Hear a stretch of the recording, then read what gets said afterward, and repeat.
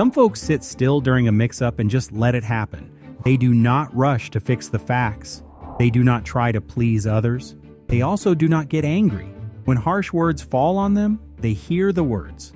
They look at them. Then they just keep moving ahead.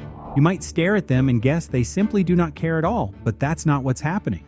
They do care, as much as anyone else, but only about the important stuff. They have simply stopped caring about what other people think. And because of this, they now have a mind that can process things more deeply, more richly, more truly. A mind that is now able to hear its own voice more clearly. These people have learned where to place their true self. To understand this mental shift, we must first forgive ourselves for caring so much. Our need to belong is a strong, basic, and widespread human drive. We are linked to the group by our biology. For most of human history, being left alone meant you would not live. Our brains see the social risk of being disliked as a real physical danger to our lives. Brain studies show something interesting. Social rejection turns on the exact same pain spots in the brain as physical hurt. So what about the neat folks who walk through life without stressing over what people think? Are they free from this biology? No. They still feel the quick bite of being left out. They still deeply prize real bonds with others.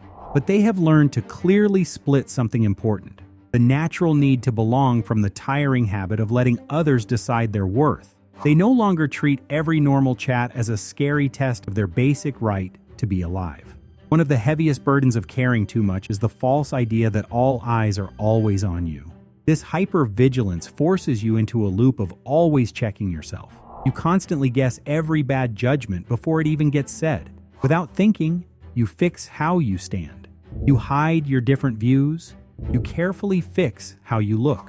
You truly believe the whole world is strictly watching your every step. But this heavy sense of being constantly judged is mostly a trick of the mind. Psychologists call it the spotlight effect. People greatly overestimate how much others notice their actions and looks. Most folks are totally lost in the busy drama of their own heads. They are too busy worrying about their own flaws. People who have bravely escaped the trap of needing praise have learned a big secret. They know the bright spotlight they thought was shining only on them is not even real. Seeing this truth does not mean they think they are tiny and worthless. Instead, it helps them see that normal social mistakes are things you can survive, not things that end your life. When you act under this spotlight, you naturally fear bad reviews. This fear of a negative review is a core sign of social worry. It deeply changes how people handle social feedback. This quiet fear always steals your focus. It makes you nervously check every room for tiny signs that people are mad at you. The mental roots of this fear often link to what experts call rules of self-worth. These may include the praise of others, looks, winning, simply being good.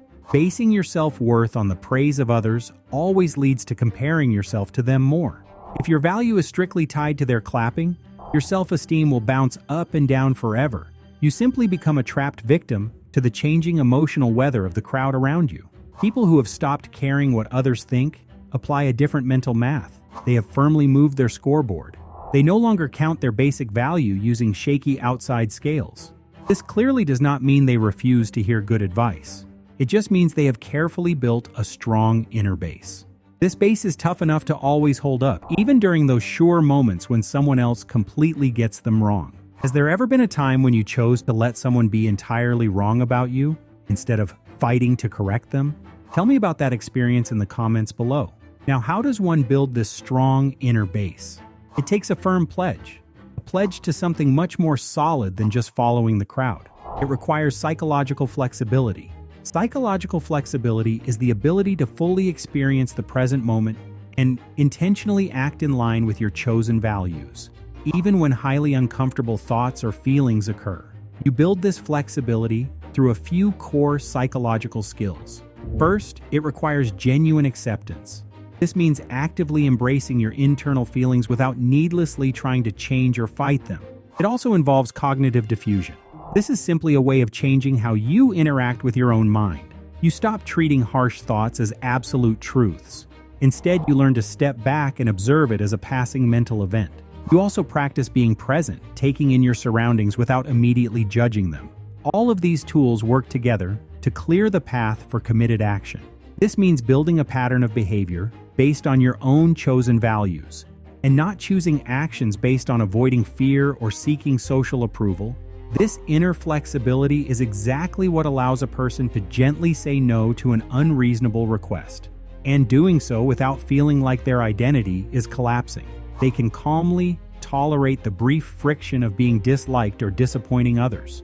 This works because they remain safely tethered to a deeper sense of what is right for their own life. This alignment is the beating heart of genuine authenticity. Modern research breaks the concept of authenticity down into three distinct components: self-alienation, authentic living, and accepting external influence. When you lean too much on the shifting opinions of others, you naturally experience self-alienation. You slowly lose touch with your own natural preferences and your true self. You basically become a polite stranger to yourself just to keep the peace.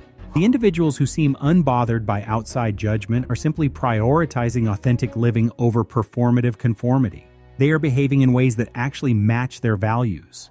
They have figured out that the price of self-alienation is vastly higher than the cost of making someone else a little uncomfortable.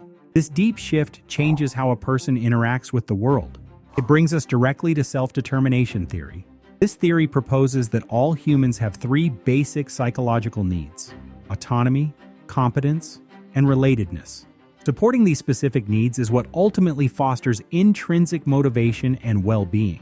When you are safely anchored in your own sense of autonomy, the feedback, criticism, and praise of others undergoes a massive transformation. Disapproval is no longer a crushing verdict on your character. It stops being an existential threat that undermines your competence.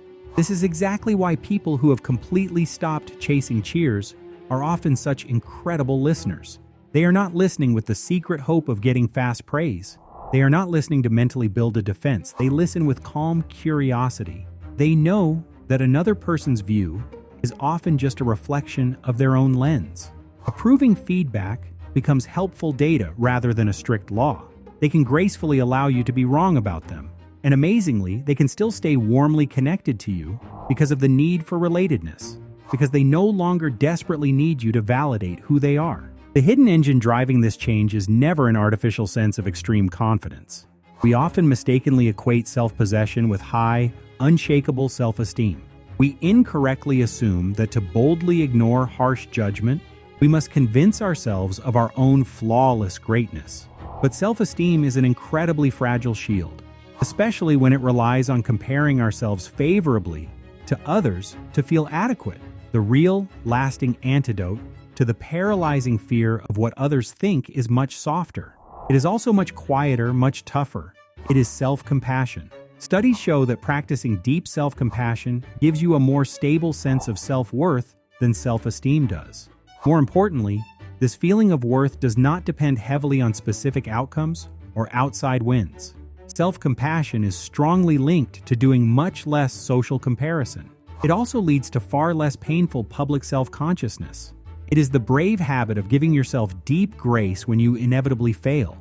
You do this when you feel awkward, when you miss an impossible goal, when you are bold enough to meet your own obvious flaws with gentle warmth instead of harsh shame. A massive shift happens. You effectively break down the exact weapon that others might try to use against you. The social threat of someone else pointing them out completely loses its terrifying power. It is deeply important to realize that this internal freedom is a daily imperfect habit. It is definitely not a permanent state of total mental peace.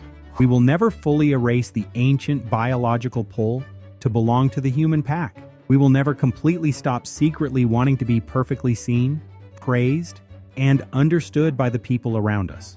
The true goal of this mental work is not to kill off the beautiful wish for human connection. Instead, the goal is to heal the desperate, needy quality of that lasting wish. It is a slow and forgiving process. You notice the urge to loudly perform, to perfectly mirror the expectations of whoever is standing right in front of you, and then you gently, bravely choose not to do it. If you found a piece of yourself in this reflection, please consider subscribing to the channel for more quiet explorations of the complex, beautiful human mind.